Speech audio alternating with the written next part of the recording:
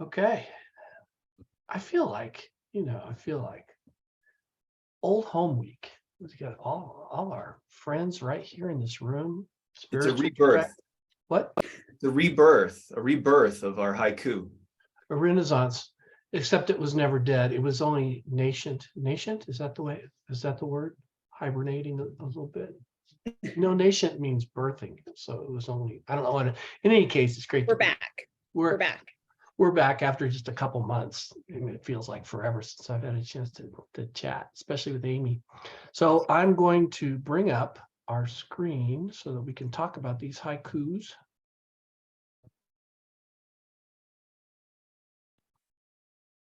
So here's the first one. Can you all see it? Share screen. Mm-hmm. No light this morning, contemplation in the dark. This feels deeply right. And then along with that was this hermit, the sleeping hermit. I love this picture by Joseph Marie Vien. Will you be right? Will you tell us about it in your Hi Bun? Or it was just a good addition to your haiku? Well, it was that, but just to situate it a little bit. So we, my son Shane and I had just finished a week on the Camino de Santiago, and so we went to Paris on the way home and stayed, 2 or 3 extra days because I'd never been to Paris. So we went to see various places, and one was the Louvre, and the other was the Musée d'Orsay. And when 10 years ago, before I went to Italy, I just didn't care much about art at all. I just didn't. And now I just love art. So anyway, it was like a kid in a candy store, but I saw that picture right there and I thought to me, how, the contemplative path and, everything else and I thought, and what a fun picture. And so I just took it. That's all.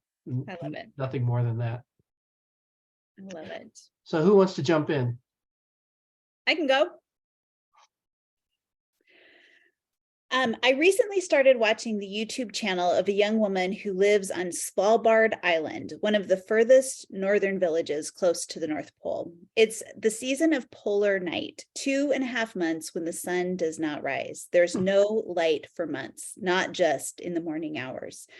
It's fascinating to learn what the rhythms of her life look like in a place where the sun doesn't rise. And of course, the converse is true. In the summer, the sun doesn't set for 2 months. It's a land of extremes. The dark does invite contemplation and reflection. Maybe it's because the dark inhibits our ability to see, so we see with different eyes or surrender to what our hearts and souls know instead of how our eyes distract us. Sitting in darkness removes distraction. I can't see as clearly the fingerprints on the windows, the dust on the shelves, and the interesting book I want to look through. Contemplation in dark, it does feel deeply right. Mm-hmm. Thank you. Yeah. Interesting show. I'm going to have to check that out. It's so interesting. What's the name of it again? I'll have to send you the link. Her name is Cecilia, and she just is a young woman who records videos of her life in this far northern village. It's amazing. That is. Wow. Svalbard. Mm-hmm. Dr. Karchelman. All right. Similar. I have some resonance with Amy's writing there. I think hers is beautifully written. As I read Michael's haiku, I see an implicit contradiction between the illumination brought by consistent contemplation and the darkness in which that contemplation occurs. Maybe that's why the author declares that it feels deeply right. What works so well with this somewhat paradoxical arrangement? In the early mornings, immediately after I wake, I go downstairs, I turn on the hot water pot, and I sit quietly in the dark. It isn't active contemplation yet, but it is extremely productive time for me. Not in the sense of getting stuff accomplished or crossing off my to-do list, but more in the sense of setting things right for the day ahead. The absence of sensory input is powerful for me, and I find it deeply stimulating, oddly enough. The introvert in me requires that time to replenish and to prepare. I wonder if that absence of input is what inspires the hermit. I wonder if hermits are all introverts. Either way, it's refreshing to rethink the idea of being in the dark as different than being unaware or uninformed. Being in the dark can be deeply right. It's a good line that you have in there. This feels deeply right. Amy and I both picked up on that. Thanks. Thanks to both of you. If you hear pounding in the background, there's work being done in our house. So it's just so people that does not feel deeply right. Actually, that does feel deeply right. So the more I age, the more I engage in contemplative practice, the less I need and want and enjoy broad stimulus like loud noise, bright lights, continual distraction. It's not that I don't love a loud, noisy bar or restaurant or a lively party. It's just that those to be most highly appreciated are not the norm, but the sweet exception. The increasingly peaceful norm, rather, is having a generative or playful discussion with just a few people, like today, sitting quietly reading, taking a walk with no electronic distractions like a phone call or music going. And just a side note, people are walking around with their phone and talking on their phone, make me crazy. So, clearly I'm not as contemplative when I'm walking as I should be because I'm being judgmental. So anyway, with no electronic distractions like a phone call or music going. And light or dark, just to be breathing. It's relatively easy for people to experience the quiet wonder and awe of mountains and startling skies and rich harvest. The dark doesn't have the same cachet. There's a little or no external stimulation. The quiet of the early morning has just the subtle sounds of nature, cars driving to work, and sometimes, if one's fortunate and it's late enough in the morning, students laughing or chatting it up on their way to school. I love that quiet, dark time. As my eyes adjust, even with no human-made light anywhere to be found, I can see more and more. It's the absence of that artificial light that allows the depth of awareness to let me perceive the most profound receptivity and peace as I am to in any other way.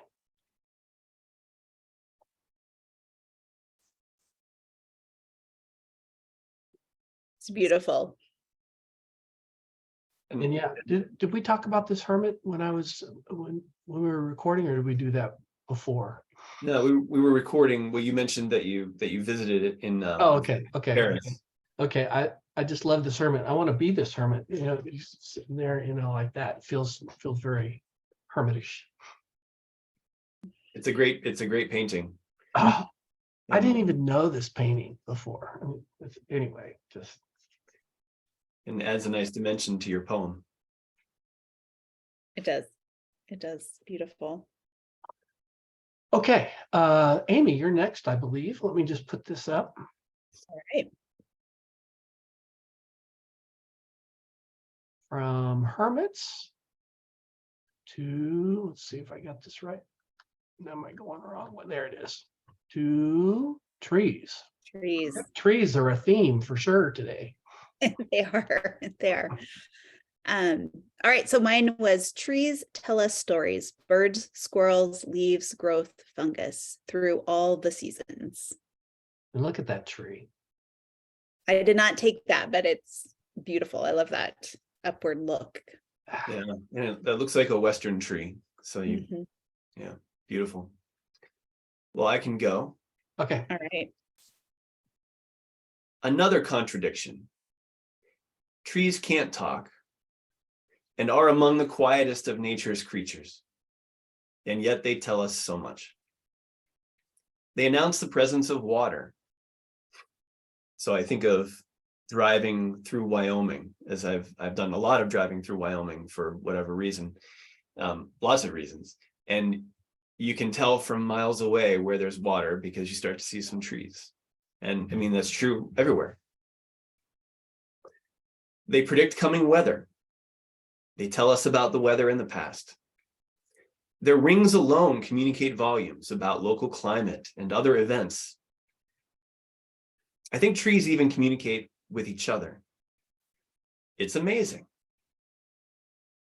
Amy's line, "through all the seasons," really struck me though. Trees are steadfast, solid, consistent. They protect, shade, and provide day in, day out, regardless of the weather, the time of day, or the season. If they have moods, their moods don't alter their service-oriented existence. I'm trying to avoid anthropomorphizing, but the reality of the giving tree, a somewhat shockingly controversial poem, these days, but I love it nonetheless. The reality of the giving tree is so poignant and powerful, and it's where my mind went with that line, "through all the seasons." The end. Thank you. That's beautiful. I love it. That is beautiful. First, I love Amy's picture. That old tree with a lifetime of seasons behind it is inextricably, interdependently related with all that surrounds it, encompasses it, and penetrates it. I had to think a little about a potentially double meaning here. Do the trees tell us stories about birds, squirrels, leaves, growth, and fungus? Or do trees tell us stories? Birds tell us stories, leaves tell us stories, and so forth. Or are tree stories told via their interaction with fungus, growth, and so forth? It's all probably true, I expect. What Amy's haiku reminded me of was the interconnected relationship of all things living and lifeless. The tree's survival and healthy growth depends on the accessibility and nourishment of the giving and the taking, the sharing with all these others. Climate change is on my mind these days as so many ignore this interdependence, choosing their immediate gratification, jobs, the economy, ease, in exchange for a viable future. It takes a village and a forest and an estuary and a sustainable ecosystem to thrive over time, and we shrug that off at our peril. The end. That's a good way to bring it home. Yeah, I love how I think mine might kind of cross both. I don't know. We'll see. A few years ago, I noticed mushrooms growing high up in a tree that I walk by often. It was strange to see mushrooms that I think of in soggy, shadowy dirt growing high, so high up in a tree. I did a little Googling and realized the tree had heart rot. What is the story of that tree? There was, at some point in its life, the spore of a mushroom that landed at just the right place, and over time, years and years, it grew. Sometimes trees can seal off disease, but this tree didn't seal off the spore. It grew, it expanded, it overtook the life of the tree. The mushrooms high off the ground mean the tree, sooner or later, will topple. The core has been destroyed. Trees tell us stories. They are long, slow, expansive stories that become clear over time. The stories trees tell us are subtle. They require us to practice contemplation. Walter Brueghardt says that contemplation is taking a long, loving look at the real. The stories trees tell us are contemplative stories, deeply held indeed. Wow. Talk about making connections there. Yeah, Brought it all together. I love it. But there's a sadness kind of at the heart of that, though, too. The fungus getting in there and destroying the tree. I know, and heart rot, like when I heard that, it just is so profound on so many levels to consider. Yeah, what a awful phrase. So who are the advocates for heart rot? I mean, who are the advocates for fungus? You know what I mean? So we see the trees, and so we say, wow, there's the great and stately trees. Well, the other living things are the ones that would destroy it's like, it's hard to know in the ecosystem and the natural cycle of things. On the other But I hand, guess when they fall down, they become, back into the soil that help grow more trees. And I can't think of much to say for cheatgrass. There's just not much. There's just not much to say for no cheatgrass. redeeming There's quality. no redeeming quality whatsoever. Be gone, cheatgrass. Dogs think that too, right? They get it in their ear and Be gone. What are those little things that puncture tires? Be gone, go heads. Be gone. goat heads. Yeah. There's no advocates for goat heads anywhere. Okay, Davin, here we come to the wisdom of old love. Oh, I love this. And I wish I could say I took these pictures, but I did not. So these are good Canva pictures. All right. So I called it Old Love. Free like birds in flight, strong like trees deeply rooted, the trust of old love.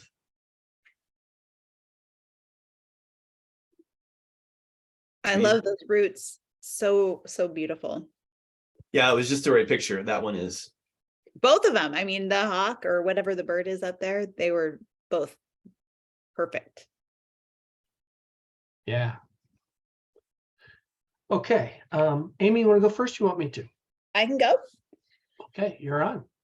I pause every time when I pause every time I can when I see a bird in flight. It doesn't matter the kind of bird. Hawks, with their strength, power, speed, and wingspan, are one kind of free. Hoppy little robins and chickadees with their quick, flighty flights demonstrate another type of freedom. Even the funny little quails that can barely get off the ground, or if they do, they don't stay up for long, illustrate another kind of freedom and another kind of trust. With their different types of flight, each of those birds trust their wings, the air, their nature and structure to fly freely. Like birds fly differently, we see old love daily in so many ways. Couples who've been together so long, they almost look the same. Parents and children, the love and admiration of a sport team or author or hero over a long span of time. The trust of old love, like the roots of a tree, provides structure, strength, nourishment, freedom, and growth.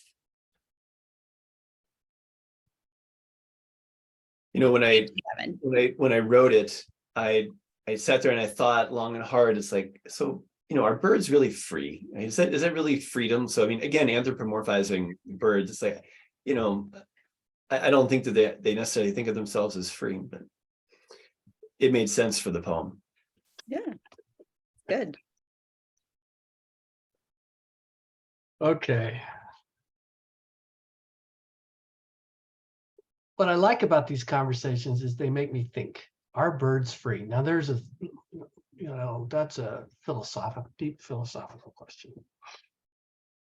Old love, deep love, strong rooted love, with the paradoxical complementariness of having qualities of both freedom and flight along with rootedness. How can that be? Rooted and peripatetic, wayfaring, yet anchored. Perhaps the old love is similar to mycelia, with invisible, life-giving connections grown over time, bonding the depth of relationship with the security needed to also explore and try and move beyond, yet within that singular relationship. Young love, this suggests, hasn't yet built those tangible, hard-to-see ties. In botany, per Wikipedia, the petiole is the stalk that attaches the leaf blade to the stem and is able to twist the leaf to face the sun.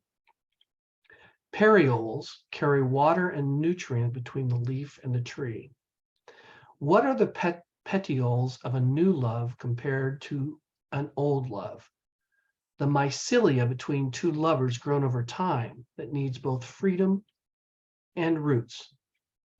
Davin allows us to see that both are possible, both perhaps necessary for old love to mature into sage love, perennials, growing higher and deeper over a life.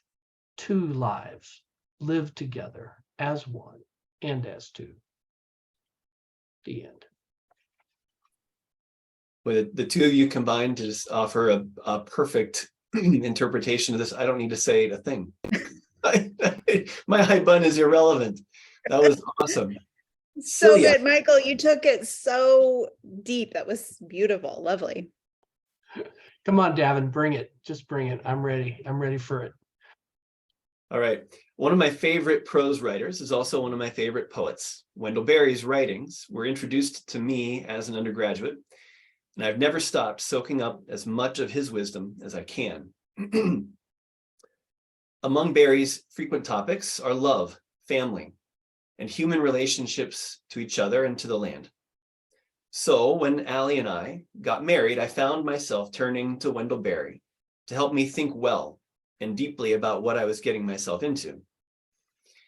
In that process, I ran across his poem, A Homecoming, which inspired this haiku, and in which he declares, "One faith is bondage, two are free," and adds, "The trust of old love is like a homecoming." My parents, a little bit of a different topic here, my parents and grandparents are watchmakers, and so they also do some work on jewelry. The two often go hand in hand. My mother frequently offers to buff and polish my wedding ring. It's very kind of her, and I appreciate her generosity, but I always refuse. On our wedding day, I remember looking at my shiny new ring and thinking that I can't wait for it to be scratched and to be beaten over time and work. The years showing, the ring being a testament to the amazing things that happen over the course of a lifetime together. Slowly building the old love of which Wendell Berry writes so beautifully. And so that's the end of my high bun, but I have never had my ring polished or buffed. And it's well scratched. Oh, that's great. I love that. And I love Wendell Berry. Geez. That's marvelous. Yeah, for my wedding ring, which I've been wearing now for 45 years, I can't remember, at least 45 years. I've never had it shined either, but it's like, I'm starting to feel like Frodo trying to take it to the top of, take it to the top. The ring gets heavier and the older you get, is that what it is? I'm the ring bearer. That sounds like a guilty conscience right there. What's that? I said that sounds like a guilty conscience. Oh. I'm outing myself. It's light as an eagle, yet anchored in the roots in the mycelia. Yeah, I love what both of you wrote about that. So it captures it much better than what I put in there. So thank you. Not at all. How good. fabulous is that? Yeah. All works together so magically. Well, I have just loved being with you all, and seriously, this is just a highlight of my month every month. I love it, and I love the fact that this is our 28th recording. I believe that's true, 28. And so even with until this year, no skips, and then this year just kind of a couple. We've done pretty darn well for active people with active agendas, and so I'd love to have people who watch this. Now I'm talking to the camera. Share it with others if you find that if you find these are interesting or cool, or insightful at all. We'd love to have as many people see them as possible. So, thank you all. Well, and you should say also, we still have our book out. I'm just grabbing it here. Oh yeah, we do have our book. Still out in the world on Amazon. For my 70th birthday, and I'll say this, my friend Vince, who took that picture, gave me a print of that picture. Oh, that's so nice. Wow. Isn't it? It's beautiful. We haven't been able to put it up yet because we're putting the floor down. That picture right there. it's beautiful. What a gift that was. I mean, for my 70th birthday, I expect someone to give me a 6-pack of beer. But, that's thanks, but what a beautiful gift that was, Yeah. And so just for everybody watching, we'll have another book out sometime soon. It won't be too long. Oh, good.